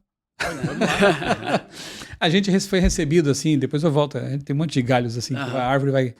A gente foi recebido na igreja de Atenas, eu preguei lá, preguei em português, aí uma irmã que conhecia o grego traduziu para o grego e um outro traduziu para o russo, que tinha russos lá também, foi interessante essa experiência. Aí deram um almoço pra gente, 70 pessoas o grupo lá, que a gente levou do Brasil para lá, né, para visitar a Turquia e Grécia, as igrejas do Apocalipse, os lugares onde Paulo passou. Quando a gente sai do almoço, eu vi umas caixas assim empilhadas, suspeitei, é livro missionário, quer ver? Pastor, é livro missionário? Sim, é o Caminho a Cristo em grego. Eles são poucos membros para entregar muito livro. Eu falei, o que vão fazer? Pastor, espera um pouquinho. Fui lá, conversei com o meu grupo. Vocês topam fazer um impacto Atenas aqui enquanto estamos aqui? Pastor, topamos. Eu conversei com o pastor, ficou feliz. Cada um levou uns 10, 20 livros. Fomos para os semáforos, fomos no hotel, onde não é fácil como no Brasil, tá, gente? O Brasil é interessante, né? O povo é mais receptivo, né? A gente consegue até orar na porta com as pessoas quando entrega o livro, né? Sim. E as pessoas recebem, via de regra, muito bem. Ali na Grécia foi mais pedreira, assim. Cristo, são ortodoxos, né? De nome, cristãos ortodoxos, mas país muito secularizado também. Mais difícil. Mas foi uma experiência interessante, deixamos vários livros, né? Então, é isso. Cada viagem é uma missão, cada experiência é uma missão. A missão você não faz, você vive. Exato. Em missão. Você vive em missão. Eu digo que nós fazemos essas imersões missionárias, primeiro que já é uma resposta da vida em missão. E segundo que você fortalece, porque quem vai nessas imersões não tem como voltar igual. Ele vai viver a missão de forma muito mais intensa. Ele vai enxergar a África que existe aqui em Nova York. Entendeu? Então, no seu bairro. Exato, no seu bairro, na sua... Então, eu creio que essa é uma dinâmica. E pensando no Evangelho do Reino, que será pregado a todo mundo, você pensar hoje, algo que está me impactando. Cada igreja mais consolidada, imagina se cada igreja adventista ao redor do mundo tivesse adotando um país, formando um missionário, um casal missionário, ok? Plantando uma igreja além-mar. É óbvio que a gente pensa aqui, tudo começa aqui, mas eu costumo pensar o seguinte, que quanto mais maturidade, mais saúde, mais filhos você vai gerar, ok? Então você não pensa só em você, você consegue pensar além. Mas, pastor, tá muito legal, a gente já tá partindo pro final, porque a gente tem compromisso agora. Faltou terminar a conexão aqui, né? Vamos terminar essa conexão. Tá. O Henrique, acho que tem umas 3 perguntinhas aqui de fechamento. Perguntinhas de fechamento pra gente... Perfeito. Bom, eu só vou ler aqui o verso 6, tá? Do capítulo 14, que como eu dizia antes de fazer toda essa digressão, é a nossa mensagem principal. Nós temos que doar cestas básicas, temos que doar sangue, temos que fazer o máximo para amenizar os problemas da sociedade, do nosso bairro, do nosso entorno, né? Mas não podemos esquecer que o principal é falar da volta de Jesus, Amém. que é a solução definitiva para tudo, né? E aqui nós temos as 3 mensagens angélicas, que começam aqui no verso 6, dizendo assim: vi outro anjo voando pelo meio do céu, tendo um evangelho eterno para pregar àqueles que habitam na terra, a cada nação, tribo, língua e povo, dizendo em grande voz, ou com voz forte: temei a Deus e dá-lhe glória, porque é vinda a hora do seu juízo, e adorai aquele que fez o céu, a terra, o mar e as fontes das águas. Aqui está o criacionismo, né? Porque quando você lê com atenção esse finalzinho aqui do verso 7, aqui, né? Você lembra que já leu isso em algum lugar na Bíblia. Por isso que o pastor Crisney falou, né? Que para entender o Apocalipse, você tem que conhecer a Bíblia. Você tem que conhecer bem o Antigo Testamento, porque João estava imerso nessa cultura bíblica. Ele era um judeu, era um seguidor de Jesus, ele conhecia muito bem esse background, né, bíblico. Então ele traz para cá muita coisa do Antigo Testamento. E aqui você tem uma frase que é um copy-paste, né, um copiar-colar. Ele traz isso de Êxodo 28 a 11. Né? Lembra-te do sábado para santificar. Por quê? Porque em 6 dias fez o Senhor os céus, a terra, o mar. Está aqui, ó, a mesma frase. E sábado, para nós adventistas, não é um dia só de não fazer nada. Muito pelo contrário. Não é o dia... É o dia que você até só de faz mais descanso. coisas para as... Sim, é o dia que a gente, pastores, trabalham até mais, né? Para Deus. Adão e Eva não se cansavam antes do pecado, né? E, enfim, é o dia de celebração. É um dia que relembra a criação. É o memorial da criação. Se todos guardassem o sábado como deveriam, talvez não houvesse ateus hoje no mundo, né? Ou muito menos do que há, né? O mundo estaria bem diferente. As pessoas seriam bem diferentes. As famílias seriam bem diferentes, né? Se o sábado fosse respeitado. Então, faz parte da nossa mensagem final ao mundo a mensagem criacionista. De dizer, olha, temam a Deus, respeitem a Deus e deem glória. Qual Deus? Aquele que fez os céus, a terra, o mar e as fontes das águas. Esse é o Deus que tem que ser adorado. E quando eu entendi isso aqui, eu fiquei apaixonado. Né? Não tem como não conectar criacionismo com profecia. Né? E mais do que isso, né? Adventista só fala de profecia, mas é claro, porque elas apontam para aquele que nós amamos do fundo do coração. Não é porque a gente está preocupado com sinais, com eventos, com jornal, especulações. Não, a gente está preocupado em estar preparado para receber aquele para quem as profecias apontam, que é Jesus. E enquanto vivemos, pregamos o evangelho, fazemos o bem, né? Mas sempre olhando para frente e para o alto. Jesus voltará, ele prometeu. E está perto. É isso que mais nos motiva, né? Agora, independentemente do tempo que transcorra até isso acontecer, porque não sabemos quando vai ser, a gente espera com todo entusiasmo, com toda alegria e se preparando para esse grande evento. Amém. Creio que seja isso, basicamente. Amém. Amém. E nós queremos temos aqui essa conversa hoje, né? Mas também estender as pessoas que estão nos assistindo também, estão por aqui na região, né? Ou até perto aqui em Nova York ou em outras cidades, estados aqui ao redor, que continuaremos amanhã, né? Na igreja New York SDA Brazilian Church, na Lusa Brasileira, aqui de Nova York, com o nosso pastor Michelson Borges, que também vai continuar falando um pouquinho mais. A nossa programação é às 10 da manhã. 10 da manhã. Ok, você pode almoçar conosco e ficar para a parte da tarde. Ok, será muito bem-vindo você que está aqui em Nova York e região. Um almoço muito bom. Com certeza. Não é para eles pensarem assim, vai ter um almoço. Não, vai ter o almoço, entendeu? É verdade. Posso dar um spoiler? Pode dar um spoiler. Eu vou falar de manhã sobre as 7 cartas e o trono de Deus. E ao falar sobre isso, eu vou trazer fotos da nossa viagem na Turquia. Olha. E alguns vídeos, enfim, eu vou conectar a arqueologia com a profecia. Tenho certeza de que você vai gostar. Então, assim, convide amigos, né? Quem sabe aquele amigo assim que se interessa por história, por arqueologia, por profecias. É o momento de convidar essas pessoas para ir na igreja com você. Não é só você ir e convidar. Leva junto, né? E eu tenho certeza que Deus tem orado por isso já faz dias. Que Deus vai abençoar e vai ser um momento assim de culto. À tarde também eu quero falar sobre Daniel. Daniel 12, hein? O finalzinho do capítulo ali é um dos pontos mais eletrizantes atualmente no meio teológico adventista.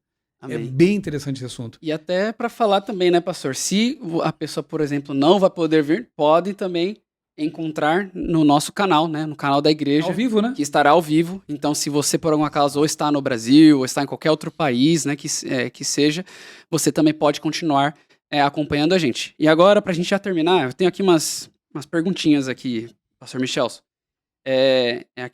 perguntas rápidas. Então, eu vou fazer uma pergunta bem bate-bola. Ping-pong. É ping-pong. Eu vou fazer a pergunta e você fala. Vamos lá. Um livro, além da Bíblia, que você recomenda sempre. Ai, que vai parecer clichê, mas não pode ser. Não precisa. Não, pode O à Desejado vontade. das Nações, o Desejado, porque eu poderia citar vários, né? Lá no meu blog, inclusive, o outraleitura.com.br, no lado direito tem assim, livros que todo universitário deveria ler. Livros apologéticos, de criações que eu amo, né? Tem vários ali. Mas se eu fosse citar um depois da Bíblia, é o Desejado, por quê? Fala de Jesus. E a mais tocante biografia sobre Jesus, o livro que me levou às lágrimas, né? Eu não sou muito de chorar assim com leitura, não, mas esse livro me fez chorar, né? Amém. O Desejado de Todas as Nações. Recomendo esse. Recomendação. Uma dúvida que já teve e Deus te respondeu. Ah, é difícil, hein? Eu tive muitas. Muitas. Eu costumo até dizer assim que... E tenho ainda. Temos que ser honestos, né? Sim. Tenho questões que eu vou resolver com Deus. Mas eu costumo dizer assim para as pessoas que têm dúvidas e se apegam a elas. Faça como eu. Tem uma caixinha mental na qual você coloca suas dúvidas. Insolúveis. Um dia você vai estar na presença do Criador do Universo. Aí você abre a caixinha. O problema é você se apegar às incertezas, às dúvidas, esquecer das certezas e se perder por causa delas. Você nunca vai poder perguntar para ele. Nunca. Então, faz sentido isso? Então, se apegue às suas certezas. Quando eu tenho dúvidas, eu faço um exercício assim de revisar todos os pilares da minha fé. Não, isso é certo, isso é certo, isso é certo. Eu chego no fim assim, não tenho dúvida não. Isso aqui eu vou responder, vou pedir depois para Deus. Para né? Deus ajudar. Então, não consigo lembrar assim de uma específica. Mas tive várias na minha caminhada e Deus foi muito bom para comigo e encontrei respostas. E aquelas para as quais não tenho respostas, ponho na caixinha e um dia eu terei. Amém. Outra pergunta. Aí tenho só mais duas. Se você pudesse jantar com qualquer personagem bíblico, exceto Jesus, quem seria? Que difícil, hein? Só pode um. Eu sou fã, né, no bom sentido, de tantos deles, né? Moisés, para mim, é um tremendo de um personagem. Daniel, né? João, Paulo. Tem bastante. Você me colocou numa situação bem complicada, mas eu acho que eu colocaria Paulo. E a última pergunta. Agora, uma frase que você gostaria de deixar gravada no coração de quem está ouvindo e a gente termina. Já pode falar. Olhando para eles ali, ó. Lembrei de uma agora, assim, foi de supetão, pode ser que Deus queira falar para você, porque tem várias frases que eu acho fantásticas. Mas uma que eu lembrei agora de Han Yu. Tá no meu livro História da Vida, porque na abertura de cada capítulo tem uma frase que eu coloquei. Quem se senta no fundo do poço para contemplar o céu, há de achá-lo pequeno. Então, a palavra de Deus, a cosmovisão cristã, elas ampliam a nossa visão. Nos tiram do fundo do poço, das incertezas, das dúvidas, do pecado. E quando a gente sai do poço, a gente olha para o céu, ele é tão amplo, tão maravilhoso. As pessoas geralmente vivem no fundo do poço, né? Uhum. No poço de materialismo, no poço de pecado, no poço de incertezas. Deus quer tirá-las de lá. Aceite, né? A corda está estendida, a mão está estendida, ele quer puxar você para cima e você vai perceber. Como eu percebi, eu vivia no fundo do poço. Intelectual, espiritual, e olhando para cima parecia tão pequeno. O universo, né? O céu. Quando você sai do poço, o horizonte se expande, né? Então, permita que Deus tire você do poço e mostre para você quão amplo é o céu, o quão ampla é a realidade com Jesus. É libertador. Eu creio que essa frase, então, eu deixo para os nossos amigos. Amém. Uau. Que top, hein? Bênção. Fomos muito abençoados aqui nessa conversa que tivemos. Eu já vou dar o meu agradecimento aqui e o pastor depois você termina. Mas eu quero já de antemão agradecer também ao pastor Michelson Borges.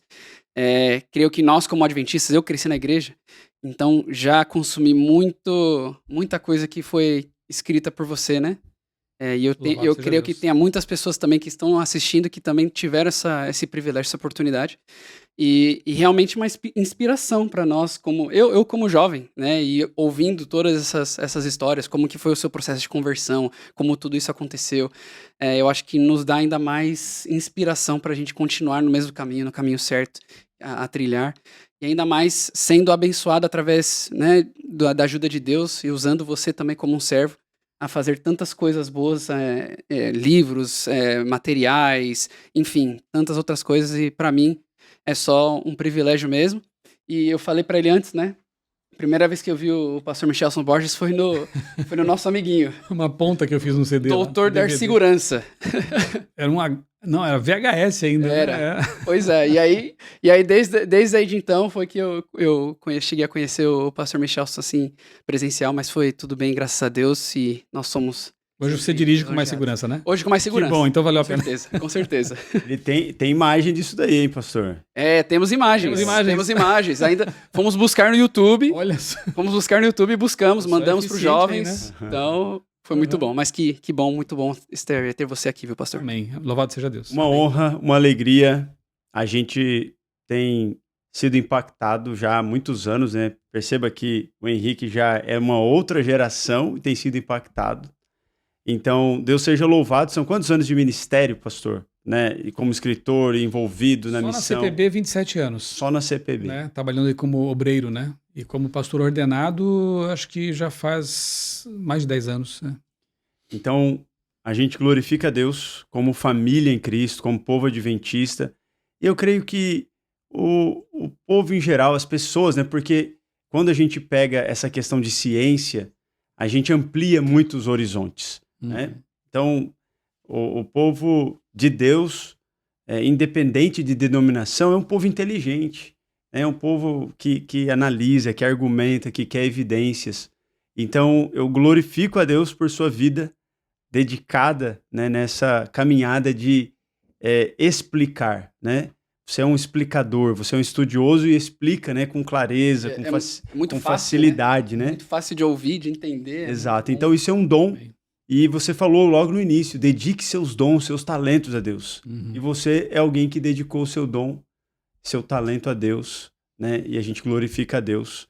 Que bom que Deus nos conduziu para esse encontro. Amanhã tem mais. Eu quero convidar você que está ouvindo, que está participando aí, acompanhando essa live, vai ficar gravado.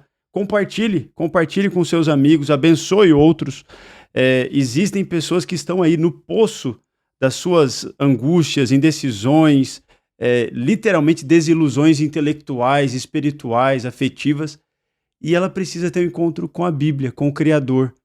Então, nós hoje fomos estimulados a isso. Então, nossa gratidão a Deus por esse encontro e próximo encontro aí. Já vamos deixar marcado, viu? Depois que a gente terminar aqui, já vamos sentar, pegar a agenda do pastor Michelson, porque Exato. A gente sabe que é cheia. Já vamos deixar ainda mais... A gente pode fazer uma live à distância também, né? Perfeitamente. Hoje a gente... Né, as distâncias foram encurtadas. Então, tudo... Fico à disposição. Tudo isso aí tá ao nosso alcance. E até, inclusive, antes da gente fechar, pastor, se você puder também passar para as pessoas que estão assistindo como que pode contactar, okay. YouTube, Instagram, os mídias, como você pode te achar. Meu canal no YouTube é Michelson Borges, né? Ou Outra Leitura, que é o nome do meu ministério, digamos assim, né? Ministério de Apoio. Tenho também o Instagram, que é o @Michelson Borges. Facebook, @PR Michelson Borges. Twitter, já tenho há mais de 10 anos ali, X agora, né? Que é o @Criacionismo. Então você pode acompanhar também as minhas postagens por lá. E tem um canal no YouTube, um canal no WhatsApp e um canal no Telegram, nos quais eu compartilho todos os dias os materiais do Revivados e outras coisas mais que eu produzo, né? Escrevo durante a semana. Então, se você quer receber ali o vídeo, o resumo do capítulo do dia, né? Da Bíblia, e algumas artes também que eu faço ali no Photoshop para compartilhar nas redes sociais com frases do capítulo, é só participar desses dois canais, você vai receber esses conteúdos aí gratuitamente. Então, olha que bem. É fácil de encontrar. Muito bom. Muito bom. Vamos encerrar com uma oração, agradecendo o Shabat, que já chegou, esse clima gostoso. A gente hoje viveu um ambiente diferente, foi um pôr do sol dinâmico, né? Entrada do sábado. Convido você que está com a gente para a gente orar. Vamos orar? Pai, nós te agradecemos grandemente pela vida, por mais uma semana, o privilégio de conhecê-lo, de sermos parte do Senhor, de sermos povo do Senhor, e de alguma forma o Senhor também nos escolheu, nos convocou para que fôssemos instrumentos em tuas mãos. Amém. Hoje tivemos um encontro aqui muito feliz, crescemos, fomos edificados com a história, com o conhecimento, com a vida e ministério do pastor Michelson Borges, sua família, aqui representada por ele, e nós o abençoamos mais uma vez. Como família em Cristo, nós queremos que Ele continue sendo esse instrumento, esse canal poderoso e que, através dele, dezenas e centenas de milhares de pessoas continuem a ser alcançadas. Amém. E usa-nos também com os talentos e dons e recursos que o Senhor nos confiou. Amém. Nos dá um sábado feliz, em nome de Jesus. Amém, Senhor. Amém. Amém. Amém. Então é isso aí. Vamos nessa. Um grande abraço. Finalizamos. Até mais. Até mais. Um abraço.